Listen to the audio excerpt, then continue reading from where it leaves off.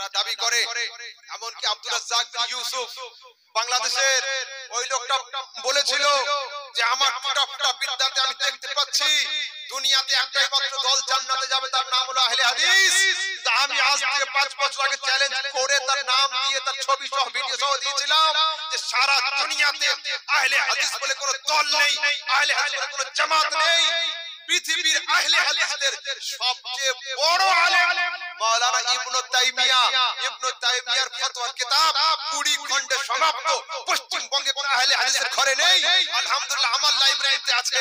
সেই কিতাবের দ্বিতীয় খণ্ডের 97 পৃষ্ঠাতে লিখছেন আল ফিরকাতুন নাজিয়া হিয়া আহলুস সুন্নাত ওয়াল জামাআহ, জান্নাতে जाने वाला দল একটা, তার নাম হলো আহলুস সুন্নাত ওয়াল জামাআহ।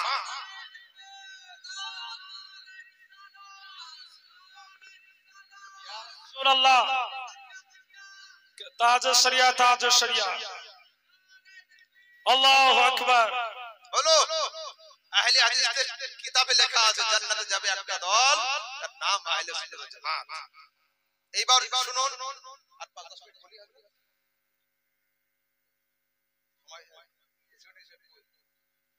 আচ্ছা হ্যাঁ, আরেকটা নামাজের পরে দোয়াটা নিয়ে খুব সমস্যা। আমি খুব বেশি ঘোরাবো না, তাড়াতাড়ি করে শুনুন। কোরআন শরীফ 30 নম্বর পারা সূরা আলাম নাশরাহ আছে না, আলাম নাশরাহ লাকা সাদরাক, এই সূরার শেষ আয়াতে কি আছে? ফাইদা ফারাগতা ফানসাব ওয়া ইলা রাব্বিকা ফারগাব। যখন তোমরা শেষ করবে তখন মনোনিবেশ করো, মন দাও। কি শেষ করে কোন দিকে মন দাও এই আয়াতে লেখা নেই। এই আয়াতের ব্যাখ্যাতে হযরত আব্দুল্লাহ ইবনে মাসউদ একটা হাদিস নকল করেছেন। আন আব্দুল্লাহ ইবনে মাসউদ قال ফাইদা ফারাগতা আই ফাইদা ফারাগতা মিনাস সালাতি ফানসাব ইলা দুআ, যখন তোমরা নামাজ শেষ করবে তখন দোয়াতে মন দিয়ে দাও। সরাসরি আয়াত, সরাসরি হাদিস।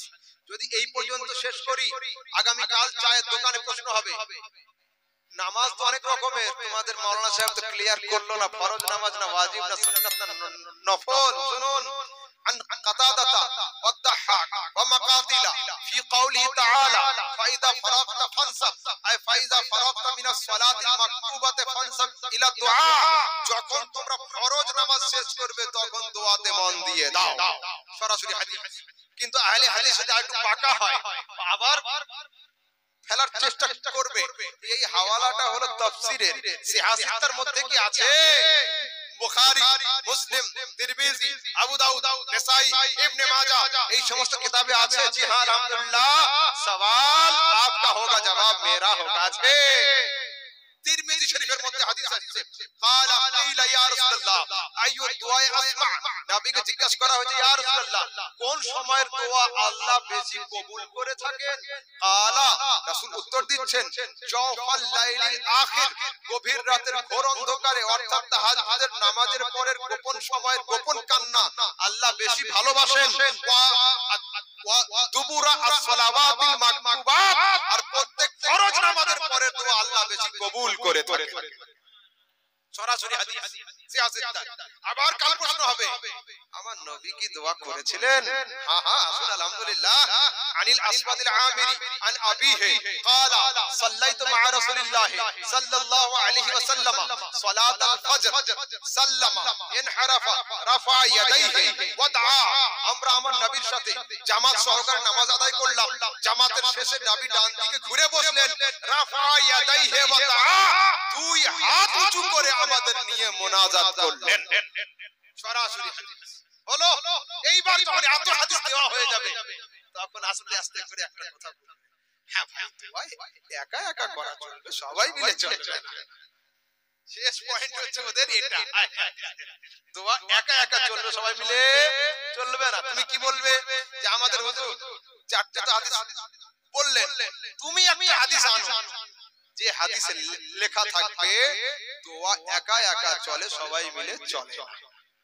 ও বলবে ইনশাআল্লাহ আগামী শুক্রবার শেখ সাহেবের কাছ থেকে আনবো। বল আচ্ছা ঠিক আছে, ওই শুক্রবার আসবে। ভাই হাদিসটা কই? ও খুব কাজে ছিলাম, ইনশাআল্লাহ সামনে বল। আচ্ছা সামনে শুক্রবার আসবে ভাই, হাদিস কই? ও আচ্ছা ইনশাআল্লাহ আগের শুক্রবার তো ফেল হবে না। এই করতে করতে কিয়ামতের শুক্রবার একটা হাদিসকে মানতে পারবে না যে হাদিসে লেখা আছে দোয়া একা একা চলবে, সবাই মিলে চলবে না। এমন হাদিস পৃথিবীতে নেই। এইবার লাস্ট পয়েন্ট হলো এই, এটিএম মেশিন জানো, টাকা তোলো, একজন লোক কার্ড নিয়ে গিয়েছে, লেখা আছে প্লিজ ইনসার্ট ইওর কার্ড, তাই তো? কার্ডটা মেশিনে দিন, দেওয়া হলো, সেভিংস অ্যাকাউন্ট না কারেন্ট না কি না হলো সবকিছু, তারপরে কত টাকা লাগবে লিখলেন, তারপরে লেখা হচ্ছে please press your valid password, 4 সংখ্যার কোড টিপে দিন, দিলেন, তারপরে লেখা হচ্ছে your transaction is process, please wait, একটু থামুন, টাকাগুলোর আওয়াজ কিন্তু হচ্ছে মেশিনে, ইনি কিন্তু হাত পেতে দাঁড়িয়ে আছে, টাকা আসবে ধরবে, হঠাৎ করে লেখা উঠছে your transaction is failed, please try again, leak out হয়ে গেছে নেটওয়ার্ক আউট, আবার দাও, আবার দিন। ওই সময় কি জিজ্ঞাসা করো, ভাই বেজান বেআতা বেরু বোকা বাক্সের সামনে হাত পেতে দাঁড়ানো বুখারী শরীফের কত নাম্বার হাদিসে আছে? আর বিনা হাদিসে যদি মেশিনের সামনে হাত পেতে দাঁড়ানো জায়েজ হয়, আমি আমার আল্লাহর সামনে হাত পেতে দাঁড়াবো, এতে হাদিস লাগবে কেন, আর ঝামেলা হবে কেন? হাদিসের দরকার নেই, ঈমান শুধু এখানে থাকলেই হয়ে যায়, শুধু ঈমান দরকার। আরেকটা, মুর্দা কবরে শুইয়ে মাটি দেওয়ার সময় কি পাঠ হয়? তুমি বললে নেব না, তোমার বয়স কম, আমার বয়স কম, এইখানে যে লোকটা সবচেয়ে বুড়ো আছে, যদি কেউ 100 প্লাস থাকে সেও বলবে মিনহা খালাকনাকুম, তাই তো? মিনহা খালাকনাকুম ওয়া ফিহা নুঈদুকুম ওয়া মিনহা নুখরিজুকুম তারাতান উখরা। বাংলাদেশের 3 জন শায়েখ, বুড়ো শায়েখ ফতোয়া দিয়েছে মিনহা খালাকনাকুম, হাদিস কোরআনে নেই, আর নাম বলবো না, ছেড়ে দাও, নেই, বলছে এটা বেদাত, হাদিস কোরআনে নেই। এই যুবক শোনো, মিনহা খালাকনাকুম আমার লেখা না, আমার আব্বা হুজুরের লেখা না, গৌস পাক লিখেছেন না, আলা হযরত না, আবু বকর সিদ্দিকের লেখা না, আমার রাসূলের লেখা এটা তাও নয়, কার? কোরআন শরীফ সূরা তাহার আয়াত, মিনহা খালাকনাকুম ওয়া ফিহা নুঈদুকুম ওয়া মিনহা নুখরিজুকুম তারাতান উখরা। কোরআন শরীফ সূরা তাহার আয়াত। যদি এইটুকু শব্দ খুঁজে না পেত, ভাবতাম এড়িয়ে গিয়েছে, এত বড় আয়াত খুঁজে না পায়, জানতে হবে চোখের অসুবিধা, আমাদের বললেন চশমা কিনে দিও তামুকে, হ্যাঁ? এত বড় আয়াত খুঁজে পাচ্ছে না। এবার শুনুন, এটা হাদিসে আছে না নেই? আলহামদুলিল্লাহ, এ সম্পর্কে আমার অনেক বক্তব্য আছে, প্রচুর হাদিসের হাওয়ালা আমি দিয়েছি, একটাই হাওয়ালা দিচ্ছি এখানে, মুসনাদ আহমদ বিন হাম্বল 12887 নম্বর হাদিসের মধ্যে আসছে কি, লাম্মা উদিআত উম্মু কুলসুম বিনত রাসূলিল্লাহ, যেদিন নবীর মেয়ে উম্মে কুলসুমকে কবরে শোয়ানো হলো, ক্বালা রাসূলুল্লাহ সাল্লাল্লাহু আলাইহি ওয়াসাল্লাম মিনহা খালাকনাকুম ওয়া ফিহা নুঈদুকুম ওয়া মিনহা নুখরিজুকুম তারাতান উখরা। নবীর মেয়ে উম্মে কুলসুমকে যখন কবরে শোয়ানো হলো, আমার নবী নিজে দাঁড়িয়ে দাঁড়িয়ে এই দোয়াটা পাঠ করেছিলেন। আচ্ছা, আপনারা কি একবারে মাটি দেন? 3 বার। এর দলিলটা কই? কালকে ফের প্রশ্ন হবে। হ্যাঁ শুনুন, ফতোয়া আলমগীরি, এমন কোন মুসলিম নেই যে ফতোয়া আলমগীরিকে মানি না বলবে। নিবরাস, এই দুটো বড় বড় কিতাব, এই কিতাবের মধ্যে লেখা আছে আল মাররা আল উলা, আল মাররা সানিয়া, আল মাররা সালিসা, প্রথমবার এই অংশ, দ্বিতীয়বার এই অংশ, তৃতীয়বার এই অংশ পাঠ করে মাটিয়ে দিতে হবে। আচ্ছা, মরণ খবর শুনে কি দোয়া পাঠ করি আমরা? ইন্না লিল্লাহি ওয়া ইন্না ইলাইহি রাজিউন। এটা কি মরণ খবর শোনার দোয়া? না, এটাও কোরআনের আয়াত। ওয়াইজা আসাবাতুম মুসিবা ক্বালু ইন্না লিল্লাহি ওয়া ইন্না ইলাইহি রাজিউন।